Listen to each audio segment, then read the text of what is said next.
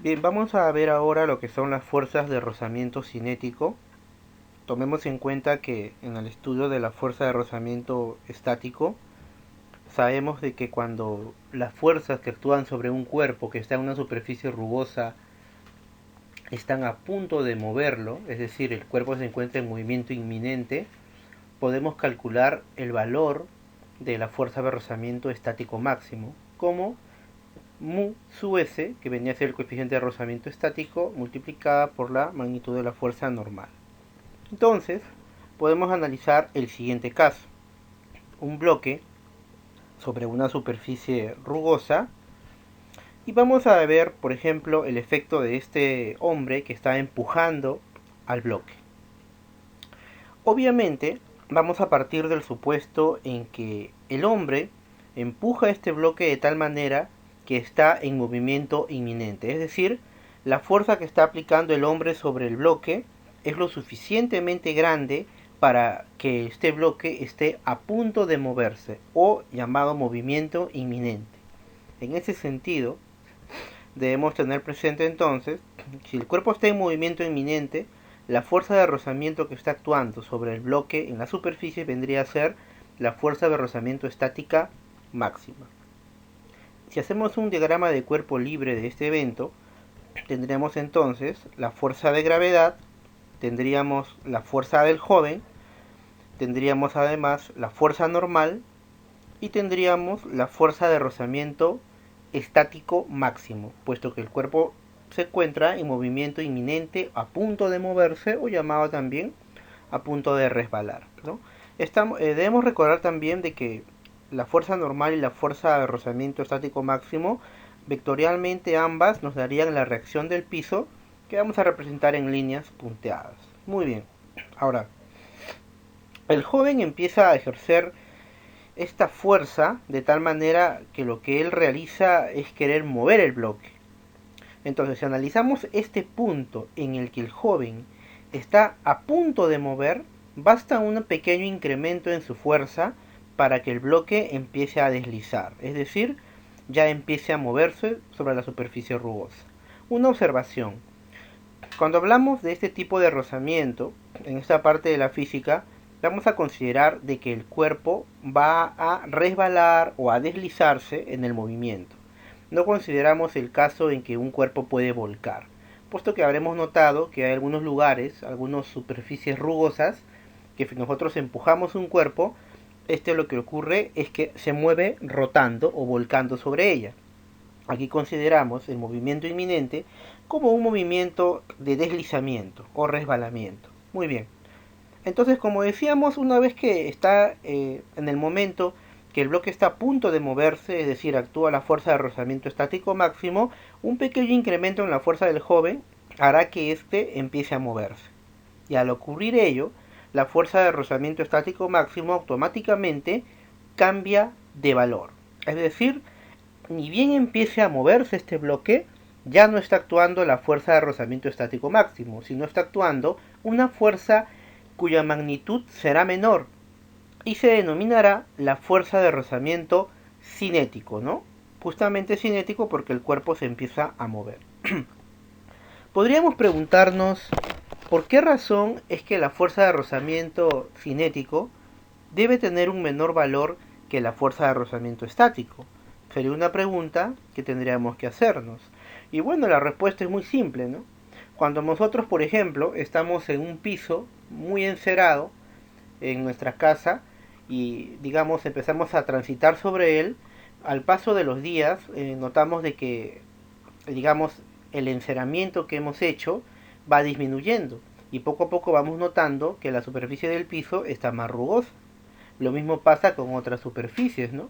Tenemos, por ejemplo, algunas superficies cuando se les pinta están muy lisas y con el paso del tiempo, con el desgaste, empiezan a mostrar ciertas rugosidades.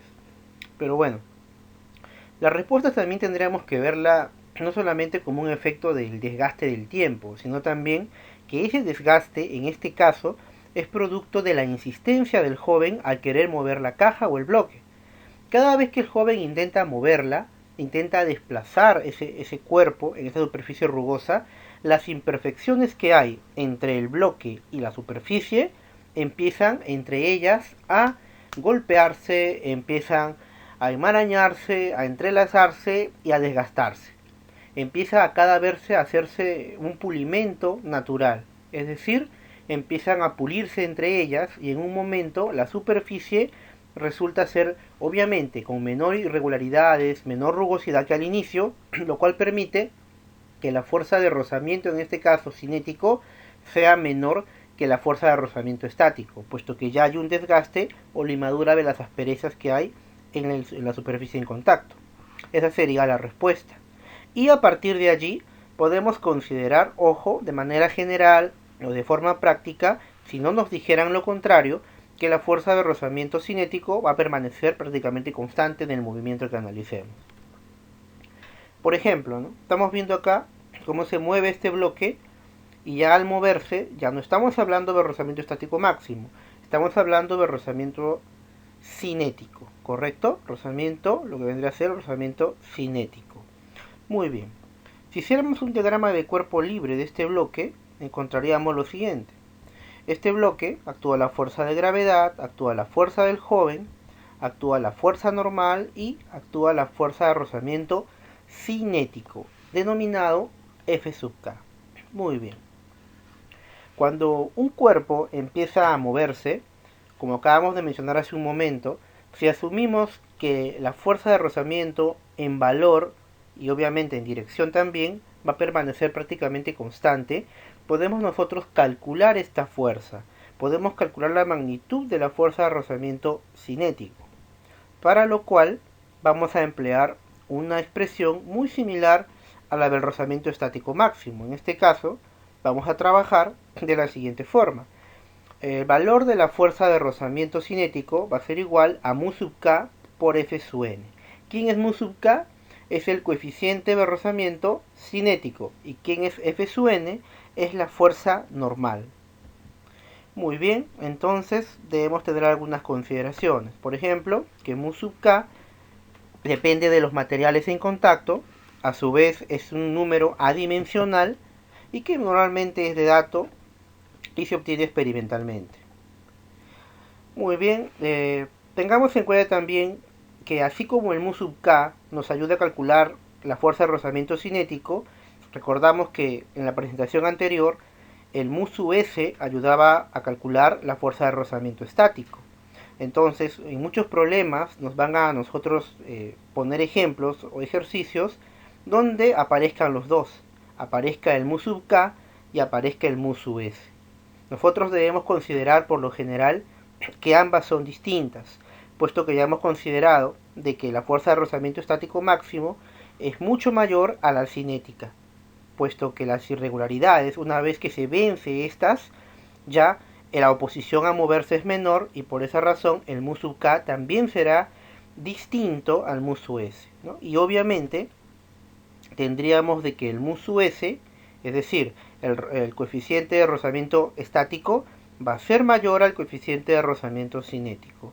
Esto debemos tenerlo en cuenta, puesto que en los problemas muchas veces se va a mencionar simplemente a mu y se van a dar dos valores. Debemos nosotros entender entonces que el valor mayor siempre va a corresponder al mu sub s o al rozamiento estático y el mu sub k va a ser el menor valor, el rozamiento cinético.